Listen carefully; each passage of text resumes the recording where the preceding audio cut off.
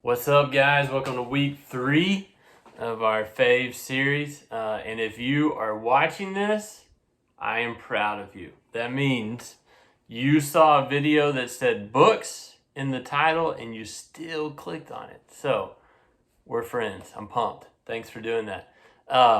So last week, or 2 weeks ago, we talked about story and we looked at movies. This week we're going to keep talking about story, but we're looking at books. And the reason I wanted to do that is,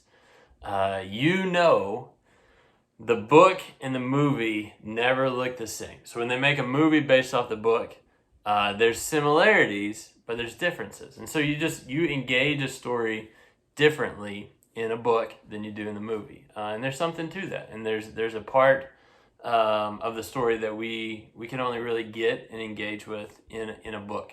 So I want us to talk about that. I think it will be interesting and helpful to you. I'm about to have a conversation, or you're about to watch a conversation with Chandra. That is so good. I learned so much talking to her. So please watch that. I think you will be blessed and encouraged by that. And then I hope you'll watch and listen to our faves and maybe take one of those. I want to say one thing. I know reading is not for everyone. So I was thinking about this. My brother, who is way smarter than me, he knows all these stats and he's like a statistician. He doesn't really reading a physical book isn't the way he rolls. So he listens to audiobooks all the time. He's always checking out audiobooks from the library, and he probably consumes more books in a year than I do. And he never reads it. He's listening to the audiobook. So if you watch this, you're like, I don't like to read, it's not my thing. Maybe audiobook or something like that is more your style. Awesome. Go check out one of these books we talk about and be blessed by it. And last thing I would say is, I know for me in my life, the people that I look up to, the people that are living life and following Christ in a way that I want to live my life and follow Christ in the way that I want to follow Christ, they read. They're engaged with literature and story and narrative in those ways. And they will tell you God has spoken to them and challenged them and encouraged them through the story of Scripture and through other stories that are out there about Scripture and about God. So that's challenging and convicting to me that I need to be reading and learning. So during this time, I hope you'll take advantage of that. Read or listen or whatever. So enjoy this conversation with Chandra and then enjoy some of our faves, and then I hope you'll jump in with those. Chandra, thank you so much for joining us this week for faves. Hi, Adrian. Thanks for having me. You bet. So I think most of y'all know Chandra, but if you don't, Chandra Perkins, Drew and Chandra gone to Southwest for a long time, and Drew is head man out at High Plains, director out there, and Cannon and Creed are their two boys. But Chandra, a lot of y'all know, she started as a teacher. She started Storybridge and is director of Storybridge and chief book giver. And so I wanted, this week in Faves, we're talking about books. We're talking about, so last week we talked about movies and really focus on story. And this week we're talking this is kind of part 2 to story and focusing on books. So I wanted to have Chandra on here to share her insight into story and into books and stuff. So does that sound good? Thank you. I'm excited. Yeah, let's do it. So I got a couple rapid fire questions for Chandra, and then we'll get into the notes. But how many books would you say you read in a year? In a regular busy kind of year, probably around 20-ish. But I would tell you, like in the last 6 weeks, when I've been home all the time, my average is going way up. I think I've read 6 or so in the last 6 weeks. So that's a lot. That's about twice as fast as I'm used to reading them. Yeah. So it's more downtime this year. Do you remember the first book you ever read? No. Nope. I mean, it wouldn't have been me. It would have been my parents reading to me, and I'm sure I was Yeah. weeks old. Do you remember the first book that you ever kind of fell in love with? Um, hmm. I don't know. Well, yeah, probably the earliest like favorite book I had was one that my dad read to me a lot, and we kept it in. He's a scientist, so he was always reading sci-fi stuff. And he had a book called The Rainbow Goblins, a fiction. It was very 70s. But the illustrations were amazing. It was kind of dark, about goblins that chase the rainbow and lasso it and try and drink it. Wow. It was, but there's something about my dad really liking that book and him reading it with me that probably was the first early favorite that I had. Okay. Cool. Do you have a favorite author?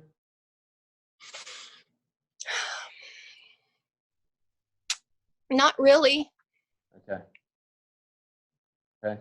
And then last one, we'll get to this a little bit more, but are books better than movies? Yes. Okay. That's why Hard that's yes. why that's why Chandra is on this week. Talk about books. Okay. I So hope that's not controversial. Well, I'm just kidding. I'm sure it is. oh, we're good. Okay, so have you always loved books and reading? When did you really get into reading and reading a lot of books? Um, early childhood. So I don't ever remember not reading. I definitely was one of those kids that I had my stuffed animals all around me, and I would create these reading spaces very early. So I'd put a bunch of pillows in the corner of my room and kind of block myself off from the world, and a stack of books, and I was happy for a long time. I definitely read under covers with a flashlight after bedtime. So, yeah, very early on became a big reader. Yeah, awesome. So last week we talked about movies, and Brian and I talked about great stories and epic stories. And I think books are like movies, like great books are like great movies in that they involve a great story. Um, so what is it about great stories that draws us in so much? In my opinion, I think it has a lot to do with empathy. Hmm. Because we see ourselves in a particular character in a story, and so then you relate to that character depending on their behavior and what happens to them in their life, and it's so easy for us to, in general, to imagine what that character is feeling if you have already related to him on some level. And you think, when you watch his or her story unfold, would I react that way? Is that what would happen to me? And so that empathy for another character, I think, is what draws us to story a lot of times. And I think it's also what makes us despise certain characters in stories, because of their impact on the character that we relate to. So it's easy for us to feel disgust or things like that for characters when we see what they're doing to people we have been trained to love. Yeah, that makes a lot of sense. Um, so I tend to think that we need great stories. Like I can't imagine life without story. I think it's just something in us that needs to be stories. So what do you think it is about stories that we need? Um, This particular question is super fascinating to me as an educator, because after years of teaching young kids, it was easy for me to see that it was tricky for kids to remember that there are 5,280 feet in a mile, but they remembered every detail about the story of the wreck that I had on the way to school, or when the dishwasher exploded the night before and I told the class every little detail of the story. I mean, they would say 5 months later, remember when your dishwasher exploded and you had to call the plumber and they had to jackhammer up your kitchen? I mean, it was like it wasn't going anywhere. Yeah. But they couldn't remember the little abstract details of some lesson that did not connect to them, in any way. So I've actually read about this. There's an author, Thomas Newkirk. His PhD is actually in instruction. So he's coming at it from an educator perspective. But he says, he wrote a book called Minds Made for Stories. And he proposes that the human brain is actually wired to make sense of what happens in the world through a narrative. And that we have literary minds that have an expectation for plot,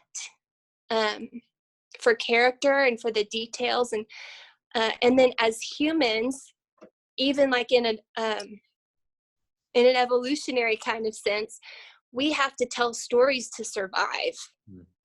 We have to tell our tribe what happened to us on the way here, that there's this cave, and in that cave there's this lion, and we better not go that way anymore.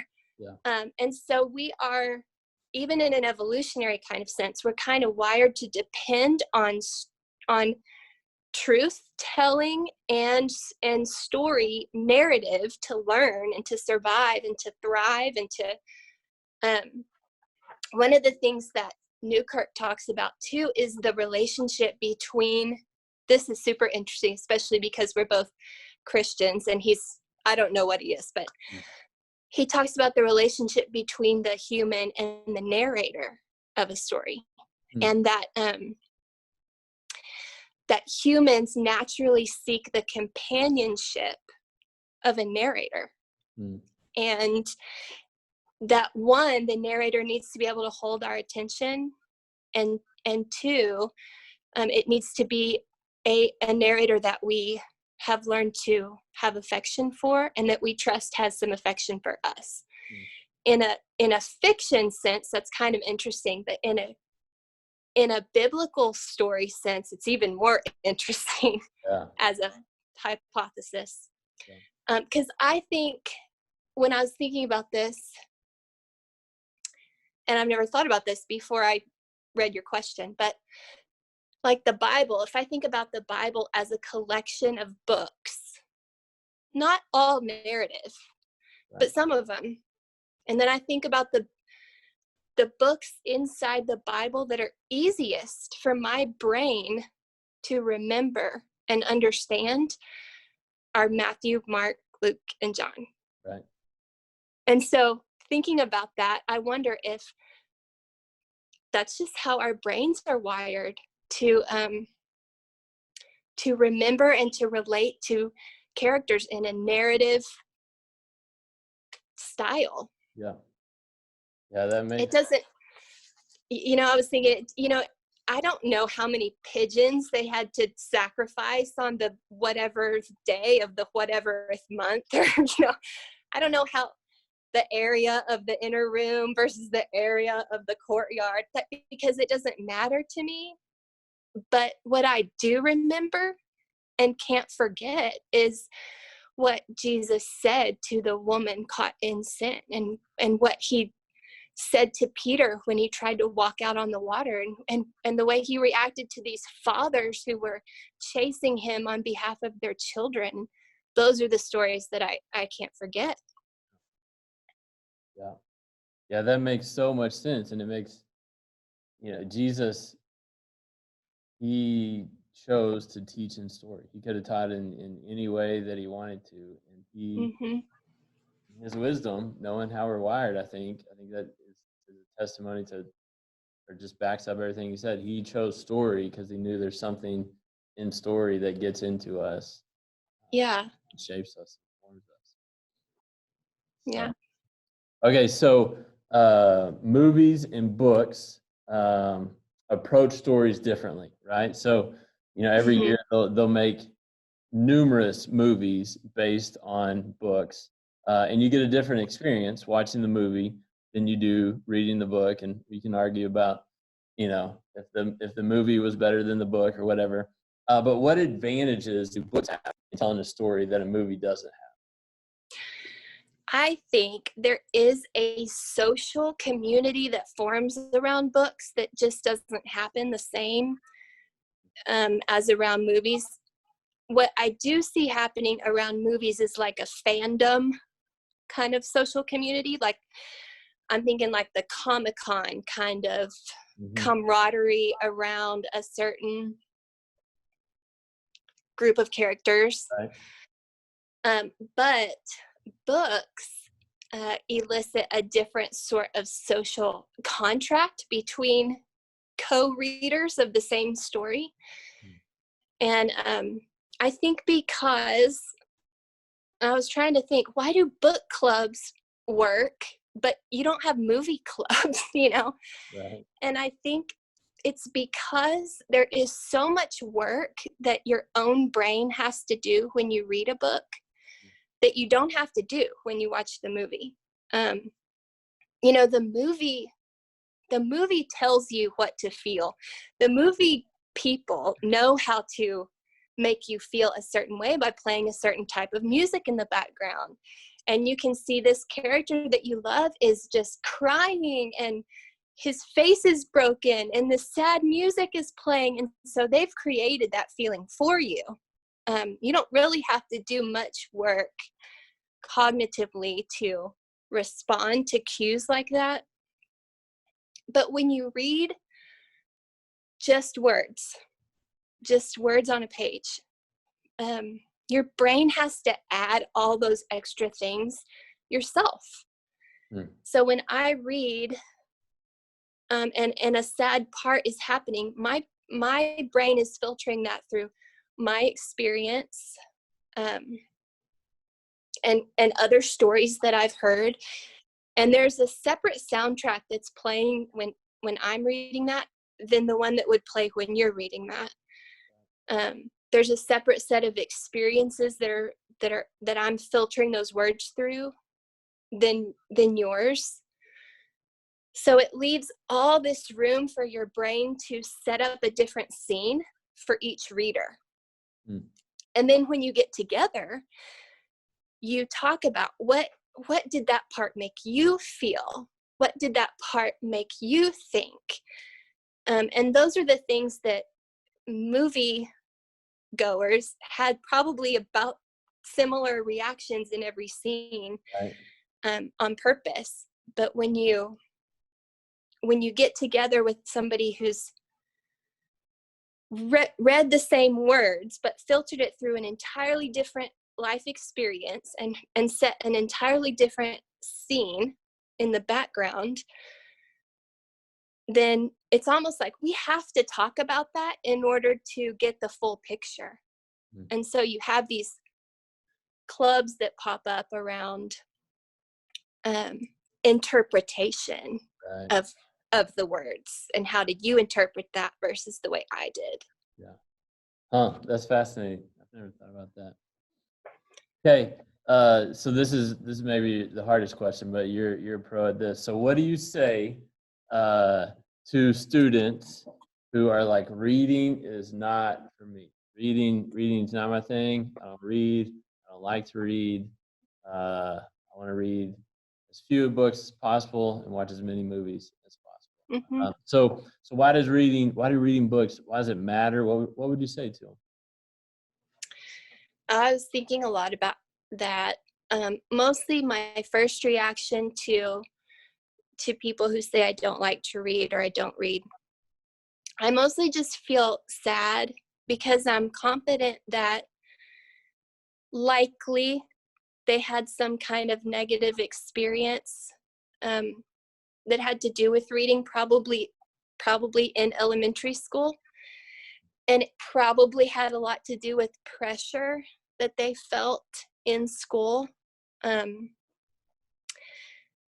if you feel a lot of reading pressure when you're learning how to read, then that really does affect you for a long time. So I would just tell them it's not too late, that I have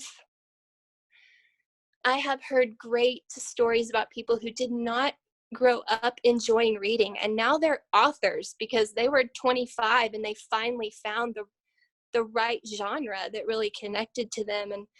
And I do think it has a lot to do with finding the story that you are craving, and you just haven't found it yet. But that when you do find it, it's worth it. No matter how old you are, it is worth it. Yeah. That's awesome. Okay, so I know I said, what is your favorite book of all time? And that's kind of like impossible of asking you to narrow it down to one book. So if you want to talk about a couple books, that's fine. But what's your favorite book or a couple favorite books that you'd want to share with our students, and why? Why are those your favorite books? Okay. This is obviously a question I get a lot, and it is always hard. I have learned about myself that the books that I'm drawn to, I'm specifically drawn to pain, which it probably sounds weird, but it's true. A book that doesn't cause me to feel someone else's pain with them deeply, I usually feel like it's a waste of my time. And that is not that's just personal. The way I read is different, but lots of people hate reading books like that. So it's not, but I have learned that about myself. A book that causes me to hurt with someone else's story is worth it. And so this sounds crazy, but the more I hurt with the character, the higher that book climbs on my list of good books. Okay. So y'all are probably thinking Chandra may need some therapy, and which is true, but it does mean I gravitate to dark, hard stories. Okay. So really the genre that most consistently satisfies that need to feel some deeply is World War II fiction. So I read a lot of that. But this one that I'll share with you, The Light Between Oceans, I read a couple years ago. It still sticks. If I talk about the plot, I can feel like my throat hurting because it's about a mom who she's married to, it's a lighthouse keeper, and they live by themselves on an island off Australia. And she has like 3 or 4 miscarriages, lost babies that she has to bury on this island, and she's alone with her husband there. And then suddenly this boat washes up with a crying baby in the boat and a father that had died in the boat.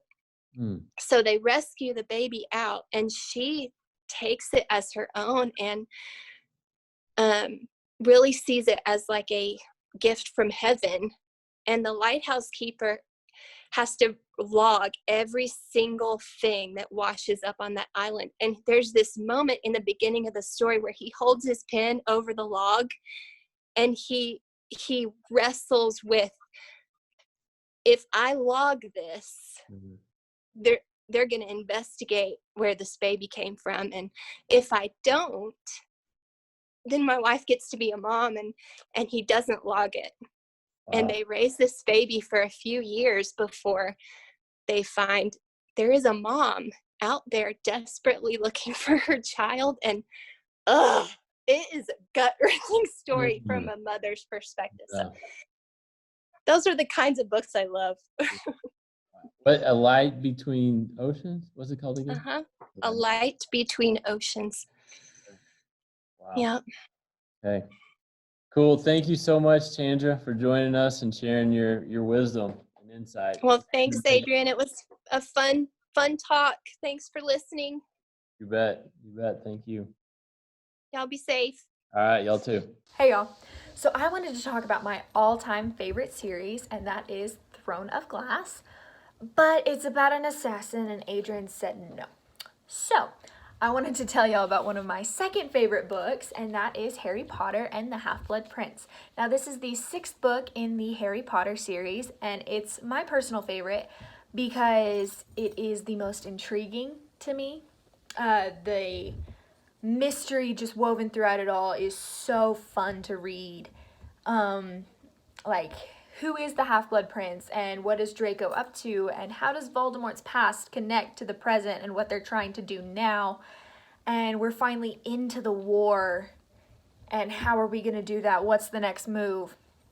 And I just love the mystery aspect of it, and just the tension that you feel as the reader, just what's going to happen next, and just the suspense of that, and that's super cool. Two of my favorite characters are Hermione Granger and Ginny Weasley. I see a lot of myself in Hermione. I relate to her a lot, and so I like that. And Ginny Weasley is just so funny. So funny. She's one of the most sarcastic characters in the series, and it's just awesome. One of the things that this book taught me is that bad things are going to happen. They are. People die. And there's nothing we can do about that. But if you surround yourself with good people, you're going to get through it, and it's going to be okay. Everything will be okay. All right, I love y'all, and I miss y'all. See you soon. Bye. Hi guys, I am really happy to share with you a couple of my favorite books this morning with you. The first one is a book that outside the Bible I wish every human being would read. And it's a book called He Loves Me by Wayne Jacobson. It's just a powerful book about God's love, and it's an easy read, and it makes so much sense. I love his writing style in the book.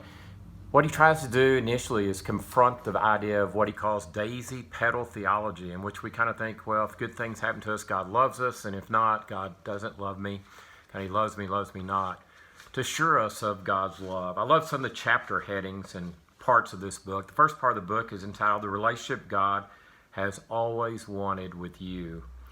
And then the second part is what fear can never achieve, because somehow we think fear is what God wants. It doesn't. It won't achieve what he wants in our lives. The third part is the undeniable proof. And one of the powerful chapters in that is what really happened on the cross. And then the following chapter, the antidote for sin. He talks a lot about sin and how it's been misunderstood, I think, by us, and he really brings it into a good perspective in the book.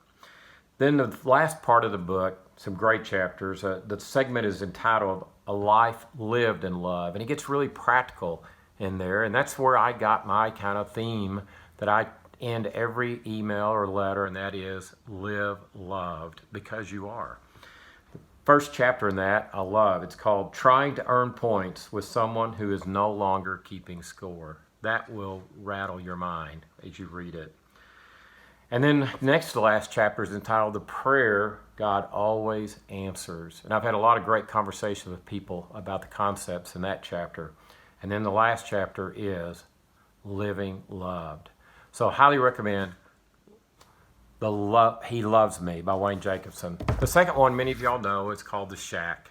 And in The Shack, many of you have seen the movie. And it's a great movie, and like most movies, the book is even better. And he goes through a great story, a tragedy, but it gets our attention. And through it, he walks through so many theological issues and questions like grace and forgiveness, and how we actually view God and how God views us. It's beautiful, it's weaved wonderfully, and I highly, highly recommend it.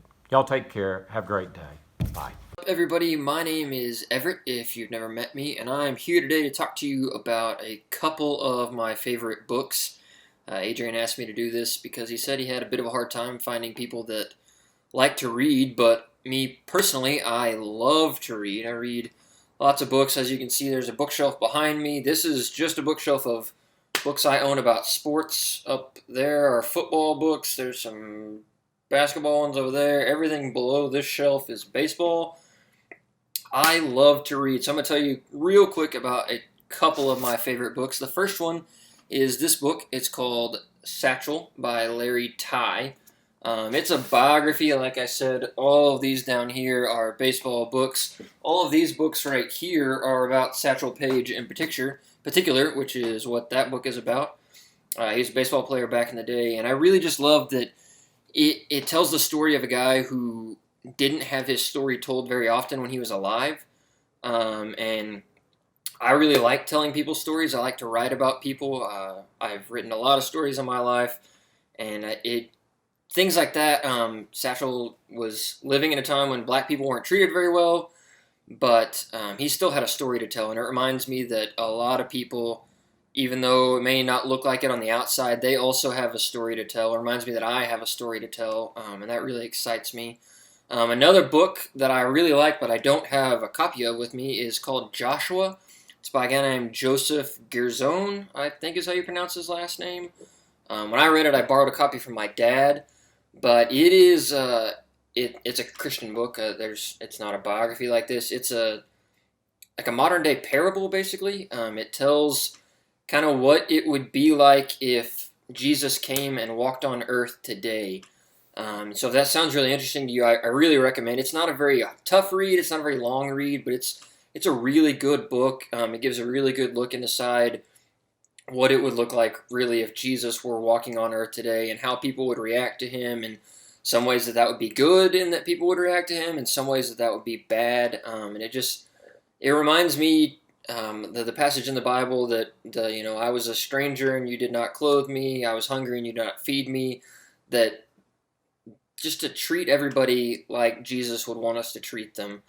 So those are a couple of my favorite books. I really love reading about baseball. I have a whole nother shelf in my room in there of books that are just fiction books, so I love to read a lot. If you guys have any questions for me about Joshua, or about Satchel Paige, or about baseball, or just want book recommendations, I'm reading 2 books right now. I can tell you books I've read that are good and books that are bad. But appreciate Adrian for letting me come on and do this, and I'll see you guys some other time. Hi, so my name is Tony Bull, for those of you who do not know me, and I'm going to talk about one of my, I wouldn't call it favorite books, but most recent books, called The Institute by Stephen King. So in this novel, there is The Institute, and this is an organization that usually takes to kidnapping special kids that either have the ability to move things with their minds or read other people's thoughts. And they refer to them as TKs and TPs. Well, the main character in the book is named Luke, and he just so happens to be a very smart prodigy, and he ends up getting abducted in the middle of the night and has no clue where he ends up in the morning. So I guess the thing I like most about this book is the character development. So Luke ends up going, and he escapes, and he finds a small-time cop, and through there, they try their best to take down the organization. Now, of course, I'm not going to give away the ending, but still, I just really enjoy the character development and how much he really grows throughout just the few months that he's here, and the way that he's able to allow his experience to change him. So I guess that what this really teaches me is, like, don't really give up hope, and like learn from your experiences and don't neglect them. Everybody goes through things, and you just have to learn to push through. Thank you. All right, I got 2 books that I want to quickly talk about that have meant a lot to me. First one is a book that I think a lot of y'all have read. It's called Everybody Always by Bob Goff. Bob Goff wrote Love Does, and then this is the second book, Everybody Always.